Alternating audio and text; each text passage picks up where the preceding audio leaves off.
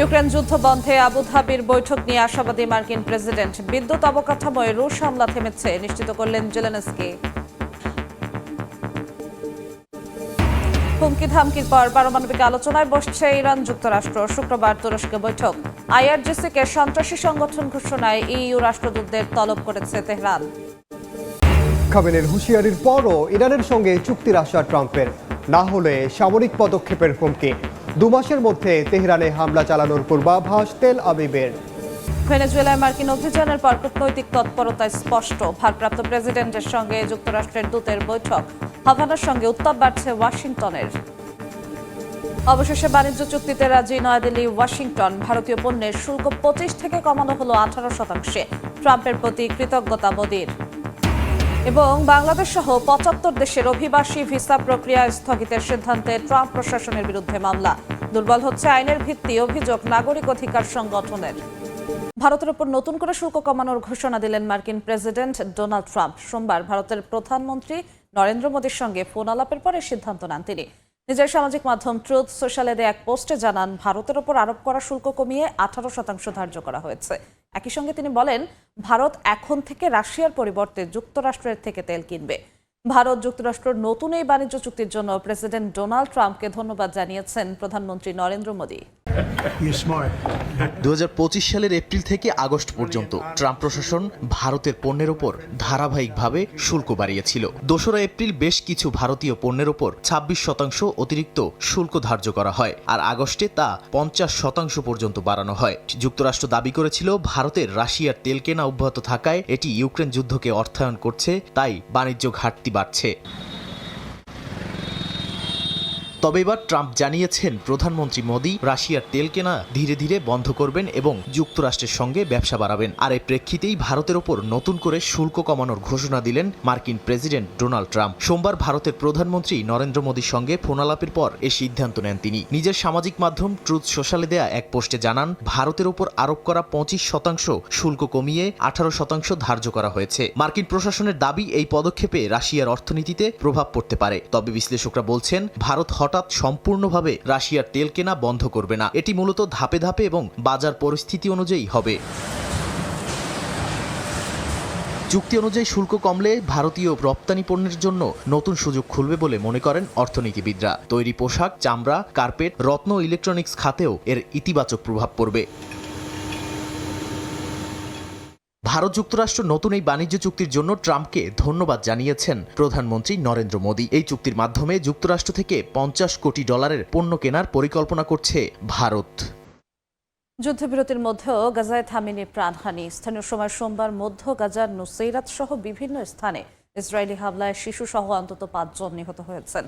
এর মধ্যেই গাজায় প্রশাসনিক ক্ষমতা হস্তান্তরের প্রস্তুতি সম্পন্ন করার কথা জানিয়েছে হামাস। এছাড়া নেতানিয়াহুর সঙ্গে আলোচনার জন্য ইসরায়েল সফরে যাচ্ছেন মধ্যপ্রাচ্যে ট্রাম্পের বিশেষ দূত স্টিভ উইটকফ। অন্যদিকে লেবাননে ইসরায়েলি বাহিনীর হামলায় একজন প্রাণ হারিয়েছেন, আহত হয়েছেন বেশ কয়েকজন। প্রায় 2 বছর পর সীমিত আকারে গাজার রাফা সীমান্ত খুলে দেওয়ার পর কঠোর নিরাপত্তা যাচাই শেষে পায়ে হেঁটে যাতায়াতের অনুমতি মিলছে বাসিন্দাদের। দিনে সর্বোচ্চ 150 জন গাজা ছাড়তে পারলেও প্রবেশের অনুমতি পাচ্ছেন তুলনামূলকভাবে অনেক কম মানুষ। স্বাস্থ্য কর্তৃপক্ষ বলছে, বর্তমানে প্রায় 20,000 রোগী বিদেশে জরুরি চিকিৎসার জন্য অপেক্ষা করছেন। এর মধ্যেই গাজায় প্রশাসনিক ক্ষমতা হস্তান্তরের প্রস্তুতি সম্পন্ন করার কথা জানিয়েছে হামাস। সংগঠনটির মুখপাত্র বলেন, গাজার সরকারি ও প্রশাসনিক প্রতিষ্ঠানগুলো একটি জাতীয় টেকনোক্রেটিক কমিটির কাছে হস্তান্তরের জন্য প্রয়োজনীয় সব ব্যবস্থা নেওয়া হয়েছে। এমন উত্তপ্ত পরিস্থিতিতে ইসরায়েল সফরে যাচ্ছেন যুক্তরাষ্ট্রের মধ্যপ্রাচ্যে ট্রাম্পের বিশেষ দূত স্টিভ উইটকফ। গাজা যুদ্ধবিরতির দ্বিতীয় ধাপ রাফা সীমান্ত ও ইরান ইস্যুতে নেতানিয়াহুর সঙ্গে আলোচনার কথা থাকলেও সমালোচকরা বলছেন, এই মধ্যস্থতা আসলে শিয়ালকে মুরগির পাহারাদার বানানোর শামিল। কারণ যে যুক্তরাষ্ট্র ইসরায়েলের সামরিক ও কূটনৈতিক পৃষ্ঠপোষক, সেই দেশই আবার যুদ্ধবিরতি ও মানবিক প্রবেশাধিকার দেখভালের দায়িত্ব নিচ্ছে। গাজার পাশাপাশি উত্তপ্ত রয়েছে পশ্চিম তীরও। সেখানে ফিলিস্তিনিদের বাড়ি দখল করে সামরিক ব্যারাক স্থাপনের অভিযোগ উঠেছে ইসরায়েলি বাহিনীর বিরুদ্ধে। পাশাপাশি হামলা চলছে লেবানন সীমান্তেও। দক্ষিণ লেবাননে ইসরায়েলি ড্রোন ও বিমান হামলায় বেশ কয়েকজন হতাহত হয়েছেন। জাতিসংঘের শান্তিরক্ষী বাহিনী UNIFIL জানিয়েছে, ইসরায়েলি বাহিনী কৃষি জমিতে অজ্ঞাত রাসায়নিক পদার্থ ফেলেছে। এতে বেসামরিক মানুষ ও শান্তিরক্ষীদের নিরাপত্তা ঝুঁকিতে পড়েছে। যদিও ইসরায়েলের দাবি পদার্থটি বিষাক্ত নয়, তবুও হামলা এবং বাধ্যতামূলক স্থানান্তর নির্দেশ নতুন করে সংঘাতের আশঙ্কা বাড়াচ্ছে। মার্কিন সামরিক অভিযানের হুমকির মধ্যেই শুক্রবার তুরস্কে পরমাণু ইস্যুতে আলোচনায় বসছে ইরান ও যুক্তরাষ্ট্র। জানুয়ারিতে সরকার বিরোধী বিক্ষোভ দমনে হাজারো মানুষের মৃত্যু ইরানি নেতৃত্বকে উদ্বিগ্ন করে তুলেছে। এর মধ্যেই ইউরোপীয় ইউনিয়ন আইআরজিসিকে সন্ত্রাসী সংগঠন ঘোষণা করার জেরে পাল্টা পদক্ষেপ নিয়েছে ইরান। ইউরোপীয় সেনাবাহিনীগুলোকে সন্ত্রাসী গোষ্ঠী আখ্যা দিয়ে সব ইইউ রাষ্ট্রদূতকে তলব করেছে তেহরান। আলোচনায় আগ্রহী না হলে ইরানে সামরিক অভিযানের হুমকি দিয়ে আসছিলেন মার্কিন প্রেসিডেন্ট ডোনাল্ড ট্রাম্প। এর মধ্যেই সোমবার ইরান জানায় যুক্তরাষ্ট্রের সঙ্গে পরমাণু আলোচনা পুনরায় শুরুর কাঠামো নিয়ে অগ্রগতি প্রত্যাশা করছে তারা। ইরানের পররাষ্ট্র মন্ত্রণালয়ের মুখপাত্র ইসমাইল বাঘেই বলেন, সৌদি আরব, মিশর, তুরস্ক সহ একাধিক আঞ্চলিক দেশ মধ্যস্থতাকারীর ভূমিকা পালন করছে। বার্তা সংস্থা রয়টার্সের তথ্য অনুযায়ী শুক্রবার তুরস্কের ইস্তাম্বুলে যুক্তরাষ্ট্র ইরানের মধ্যে পরমাণু আলোচনা অনুষ্ঠিত হবে। বৈঠকে অংশ নেবেন মার্কিন বিশেষ দূত স্টিভ উইটকফ ও ইরানের পররাষ্ট্রমন্ত্রী আব্বাস আরাকচি। আলোচনায় সৌদি আরব, কাতার, সংযুক্ত আরব আমিরাত ও মিশরের প্রতিনিধিরাও থাকতে পারেন। তবে আলোচনার আগে উইটকফ ইসরায়েল সফরে যাচ্ছেন, যেখানে তিনি বিনিয়ামিন নেতানিয়াহুর সঙ্গে বৈঠক করবেন। ভারত মহাসাগর ও মধ্যপ্রাচ্যে যুদ্ধজাহাজ ও বিমান মোতায়েন করেছে ওয়াশিংটন। ট্রাম্প প্রশাসনের শর্ত, ইরানকে ইউরেনিয়াম সমৃদ্ধকরণ বন্ধ করতে হবে, ক্ষেপণাস্ত্র কর্মসূচি সীমিত করতে হবে এবং আঞ্চলিক মিত্র গোষ্ঠীগুলোর প্রতি সমর্থন প্রত্যাহার করতে হবে। ইরান বলছে, পরমাণু ইস্যুতে নমনীয়তা দেখানো গেলেও ক্ষেপণাস্ত্র ও আঞ্চলিক প্রভাব নিয়ে আপোস করা কঠিন। অভ্যন্তরীণ পরিস্থিতিও তেহরানের জন্য বড় চাপ হয়ে উঠেছে। জানুয়ারিতে সরকার বিরোধী বিক্ষোভ দমনে হাজারো মানুষের মৃত্যু ইরানি নেতৃত্বকে উদ্বিগ্ন করে তুলেছে। রয়টার্সের একাধিক সূত্র বলছে, যুক্তরাষ্ট্রের সম্ভাব্য হামলা নতুন করে গণবিক্ষোভ উস্কে দিতে পারে। এটা শাসন ব্যবস্থার জন্য মারাত্মক ঝুঁকি বলে মনে করেন অনেকে। নিষেধাজ্ঞা শিথিল না হলে অর্থনৈতিক সংকট আরও ঘনীভূত হওয়ার আশঙ্কাও বাড়ছে। এর মধ্যেই ইউরোপীয় ইউনিয়ন আইআরজিসিকে সন্ত্রাসী সংগঠন ঘোষণা করলে পাল্টা পদক্ষেপ নেয় ইরান। তেহরান ইউরোপীয় সেনাবাহিনীগুলোকে সন্ত্রাসী গোষ্ঠী আখ্যা দিয়ে সব ইইউ রাষ্ট্রদূতকে তলব করেছে। বিশ্লেষকদের মতে, আলোচনা এগোনোর বার্তা আসলেও পাল্টা কূটনৈতিক চাপের দ্বৈত কৌশলেই ইরান দর কষাকষির অবস্থান শক্ত করতে চাইছে। মার্কিন প্রেসিডেন্ট ডোনাল্ড ট্রাম্পের অনুরোধের পর ইউক্রেনের বিদ্যুৎ অবকাঠামোয় রাশিয়ার হামলা আপাতত থেমেছে বলে জানিয়েছেন প্রেসিডেন্ট ভলোদিমির জেলেনস্কি। যুদ্ধবন্ধে যুক্তরাষ্ট্রের মধ্যস্থতায় নতুন দফার আলোচনার ঠিক আগেই এই বিরতি। আগামী বুধ ও বৃহস্পতিবার আবুধাবিতে ফের ত্রিপক্ষীয় আলোচনায় বসতে যাচ্ছে যুক্তরাষ্ট্র, রাশিয়া ও ইউক্রেন। এই বাস্তবতায় কূটনীতি ও সংঘাত দুই পথেই একসঙ্গে হাঁটছে মস্কো ও কিয়েভ।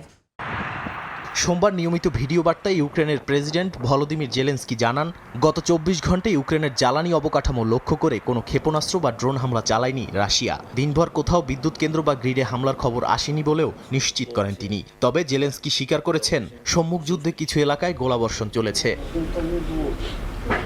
এই পরিস্থিতিতে বুধবার ও বৃহস্পতিবার আবুধাবিতে বসছে যুক্তরাষ্ট্রের মধ্যস্থতায় রাশিয়া, ইউক্রেন, মার্কিন ত্রিপক্ষীয় আলোচনা। গত সপ্তাহে দুই দেশই জ্বালানি অবকাঠামোয় হামলা বন্ধের কথা বললেও যুদ্ধবিরতির সময়সীমা নিয়ে এখনও মতভেদ আছে। ক্রেমলিন জানিয়েছে, প্রেসিডেন্ট ট্রাম্পের অনুরোধে 1 ফেব্রুয়ারি পর্যন্ত কিয়েভে হামলা স্থগিত রাখা হয়েছিল। আর জেলেনস্কির দাবি, এই বিরতি শুরু হয় 30 জানুয়ারি থেকে এক সপ্তাহের জন্য। তবে বাস্তব চিত্র পুরোপুরি শান্ত নয়। দিনিপ্রো পেট্রোভস্ক অঞ্চলে ইউক্রেনের বৃহত্তম বেসরকারি বিদ্যুৎ উৎপাদক ডিটিইকের একটি কয়লা খনিতে হামলায় নিহত হয়েছেন 12 জন শ্রমিক। কোম্পানির সিইও ম্যাক্সিম টিমচেঙ্কো বলেন, কাজ শেষে ফেরার সময় কর্মীদের বহনকারী বাসে ড্রোন হামলা হয়। পরে আহতদের সহায়তায় ছুটে যাওয়া লোকজনের উপর আরেকটি ড্রোন আঘাত হানে। প্রচণ্ড শীতের মধ্যে বিদ্যুৎ সংকট আরও বাড়ছে। জানুয়ারিতে ইউক্রেনের বিদ্যুৎ আমদানি আগের মাসের তুলনায় 40% বেড়ে রেকর্ড পর্যায়ে পৌঁছেছে। একই সঙ্গে রুশ প্রেসিডেন্ট ভ্লাদিমির পুতিন জানিয়েছেন, যুক্তরাষ্ট্র সম্মত হলে নিউ স্টার্ট পারমাণবিক অস্ত্র নিয়ন্ত্রণ চুক্তির মেয়াদ 1 বছর বাড়াতে প্রস্তুত রাশিয়া। যদিও ইউক্রেন যুদ্ধ নিয়ে অবস্থান বদলানোর কোনো ইঙ্গিত দেননি তিনি। ভেনেজুয়েলায় মার্কিন সামরিক অভিযানের 1 মাস পর কূটনৈতিক তৎপরতা স্পষ্ট হচ্ছে।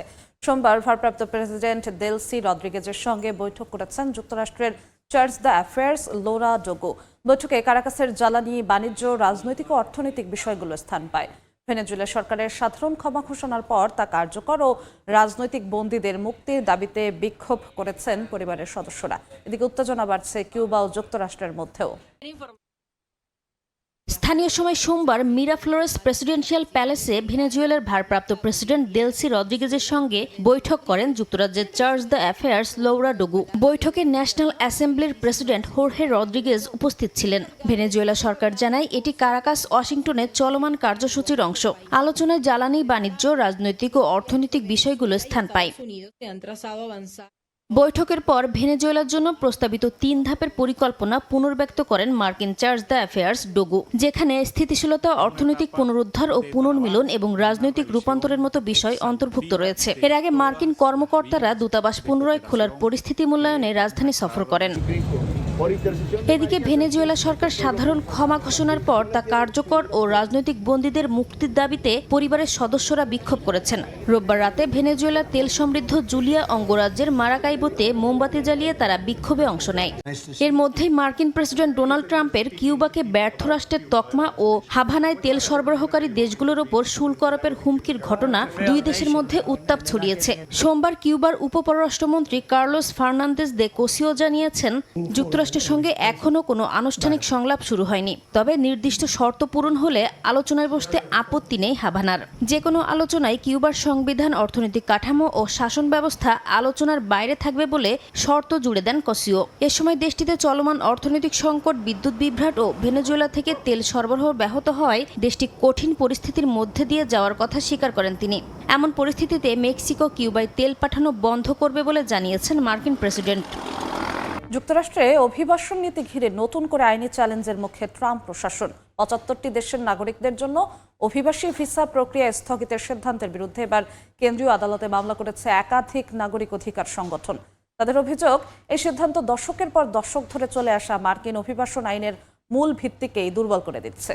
সম্প্রতি বাংলাদেশ সহ 75টি দেশের অভিবাসীদের জন্য অনির্দিষ্টকালের অভিবাসন ভিসা প্রক্রিয়াকরণ স্থগিত করে ট্রাম্প প্রশাসন। তবে এবার এই অভিবাসন নীতি ঘিরে নতুন করে আইনি চ্যালেঞ্জের মুখে ট্রাম্প প্রশাসন। স্থানীয় সময় সোমবার নিউ ইয়র্কের ম্যানহাটনে কেন্দ্রীয় আদালতে দায়ের করা মামলায় বলা হয়েছে, মার্কিন পররাষ্ট্র মন্ত্রণালয়ের এই সিদ্ধান্ত 21 জানুয়ারি থেকে কার্যকর হয়েছে, তা অবিলম্বে স্থগিত করা প্রয়োজন। মামলাকারীদের দাবি, কোনো আইনি বা বাস্তব ভিত্তি ছাড়াই এই ভিসা প্রক্রিয়া বন্ধ করা হয়েছে। এতে পরিবার বিচ্ছিন্নতা ও পেশাজীবীদের কর্মজীবনে বড় ধরনের অনিশ্চয়তা তৈরি হয়েছে।